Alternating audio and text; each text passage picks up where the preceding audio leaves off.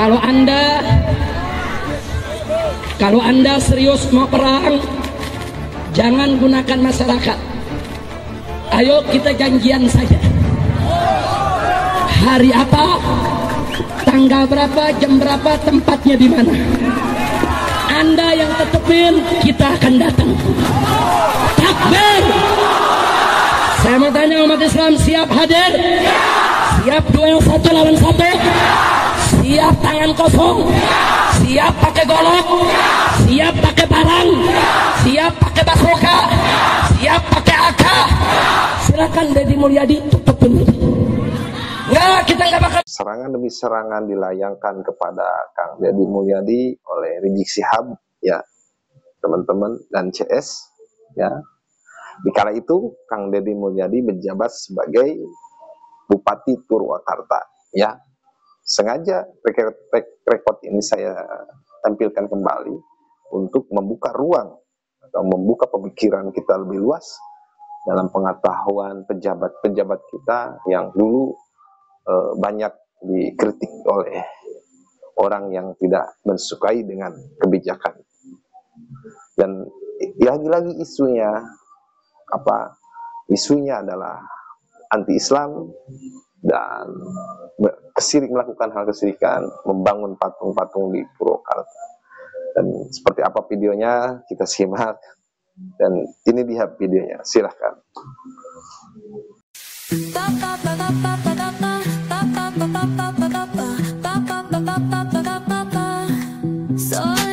Saat jadi bupati di Purwakarta menebarkan kesesatan dengan berbagai macam perayaan, ada tidak?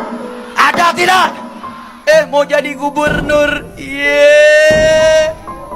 lo mau nyebarin kesesatan satu provinsi. Saya mau tanya, kalau yang kayak begini biarin apa lawan? Biarkan atau lawan? Saya mau tanya, warga Jawa Barat rela tidak gubernurnya suka kesesatan? Rela atau tidak? Kemusyrikan dianggap sebagai kebudayaan. Kemusyrikan dianggap bagian daripada peninggalan leluhur.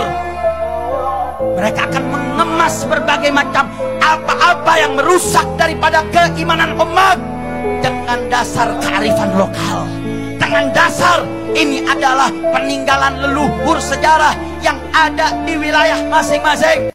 Yang jelas, saya akan memberantas patung di Jawa Barat, ya, yaitu ada sampah numpuk dibiarkan oleh pemerintahnya, itu namanya matung, gitu loh. Ada orang miskin rumahnya roboh dibiarkan, ada orang sakit dibiarkan, ada anak-anak yatim yang tidak sekolah dibiarkan, ada jalan berlubang dibiarkan, ada lubang berjalan dibiarkan. Kemudian ada anak-anak yang masuk SMA sudah masuk di kelasnya harus keluar lagi dibiarkan. Saya tidak akan membiarkan patung-patung berdiri di Jawa Barat. Patung itu berdiri di hati para pejabat, di hati orang-orang kaya, di hati anak-anak sekolah. Geng motor melanda di mana-mana dibiarkan. Itu namanya, itu patung, itu namanya. Patung itu harus diberantas. Tidak boleh ada di Jawa Barat patung yang ada dalam setiap pikiran orang yang hanya memikirkan dirinya sendiri. Ya. Pertanyaannya, yang disebut anti-Islam itu bagaimana sih? Nah, itu. Orang anti-Islam itu adalah orang yang menyakiti anak-anak yatim, tidak memberikan makan fakir miskin, kemudian membelanjakan anggaran negaranya untuk kepentingan diri, keluarga, dan kelompoknya. Kemudian dana hibah yang ratusan miliar bahkan triliunan itu masuk hanya ke yayasannya dan dinikmati oleh keluarganya. Memalsukan pertanggungjawaban keuangan terhadap negara dan membiarkan orang-orang lapar, itulah orang yang anti-Islam. Islam itu kan mengajarkan nilai-nilai keberpihakan pada orang miskin, anak-anak yatim. Artinya pemimpin yang anti-Islam adalah pemimpin yang tidak berpihak pada kepentingan publik, yang membelanjakan belanja negaranya untuk kepentingan yang bersifat koruptif. Itulah pemimpin anti-Islam. Ya, ya.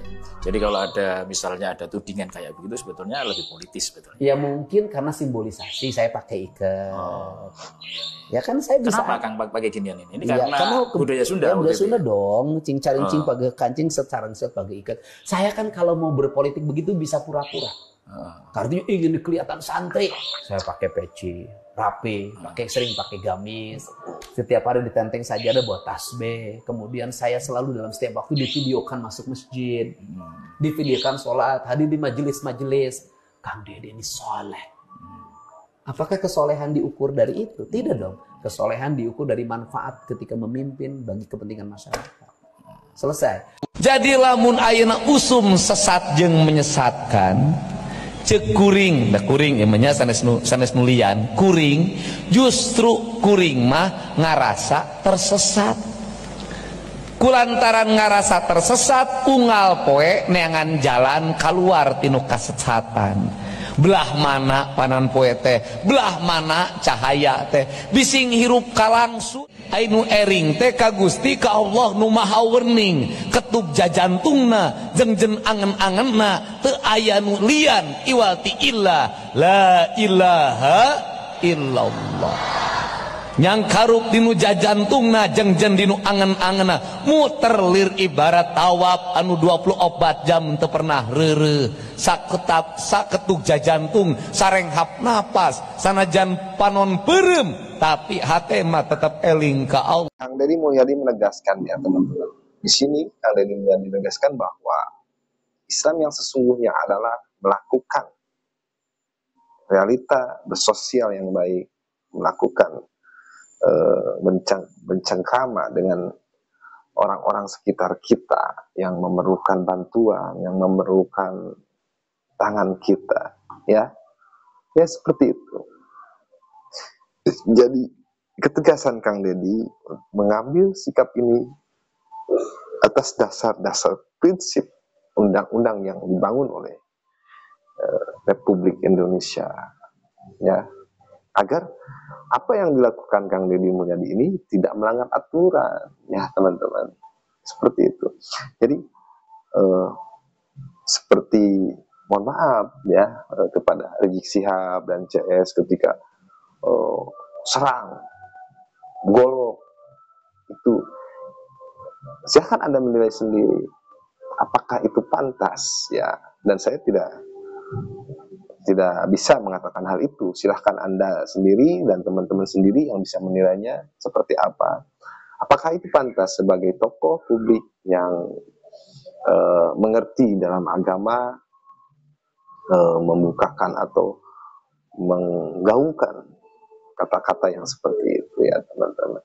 Ya mungkin saja ya yang mohon maaf para CS-nya mungkin yang sukai, ya silahkan saja, sah-sah saja, silahkan. Cuman ketika Kang Deddy Mulyadi menyampaikan suatu kebijakan yang sangat baik, mengurangi kemiskinan, tingkat kemiskinan, membangun sosial, ranah sosial, membangun pedesaan, ya, yang sangat rapi, tentrem, ayem, adem, ya kan, kita harus support, ya, kecuali ketika Kang Deddy mengajak masyarakat untuk menyembah patung, itu baru kita menolak, ya teman-teman. Dan di sini Kang Deddy tidak mengajak untuk menyembah patung, kan wong Kang Deddy pun sudah menyampaikan bahwa Tuhan saya la ilaha illallah, kan kayak gitu. Dan Islam yang sejati adalah Islam melakukan perbuatan dengan realitas dan kenyataan, membantu orang yang tidak mampu dengan tangan kita, dengan harta kita, dengan pikiran kita. Dan itu saja dari video ini.